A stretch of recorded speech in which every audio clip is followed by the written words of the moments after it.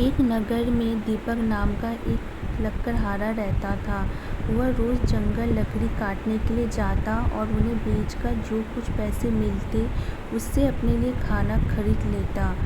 उसकी इसी दिनचर्या सालों से चल रही थी।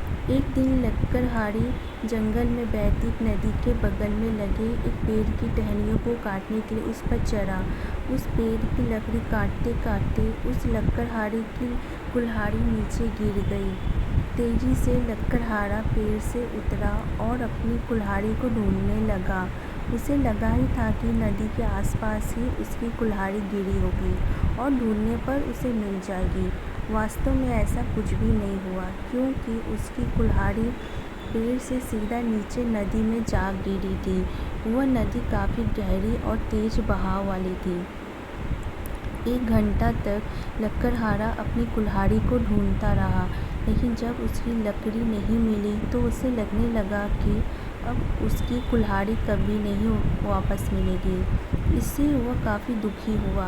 लकड़हारे को पता था कि उसके पास इतने भी पैसे नहीं हैं कि वह दूसरी लकड़ी खरीद सके।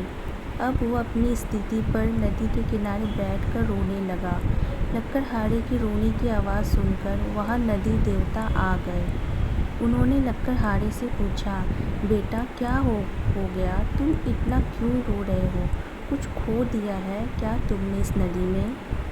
नदी के देवता के सवाल सुनते ही लकड़हारे ने उन्हें अपनी कुल्हाड़ी गिरने की कहानी सुना दी।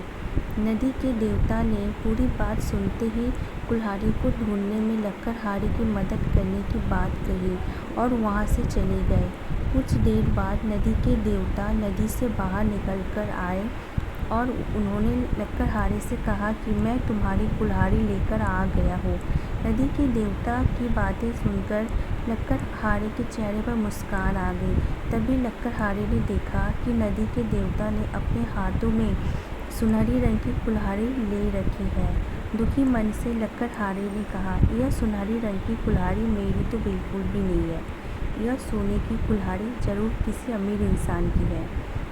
लकड़हारे की बात सुनकर नदी के देवता दोबारा से गायब हो गए। कुछ देर बाद नदी के देवता दोबारा नदी से बाहर निकले। इस बार उनके हाथों में चांदी की कुल्हाड़ी थी। उस कुल्हाड़ी को देखकर भी लकड़हारे को खुशी नहीं हुई। उसने कहा, यह भी मेरी कुल्हाड़ी नहीं है, यह किसी दूसरे इंसान की कुल्हाड़ी होगी। आप उसी को यह कुल्हाड़ी दे दीजिएगा, मुझे तो अपनी ही कुल्हाड़ी चाहिए। इस बार भी लकड़हारे की बात सुनकर नदी के देवता फिर वहाँ से चले गए। पानी में गए भगवान इस बार काफ़ी देर बाद बाहर आए।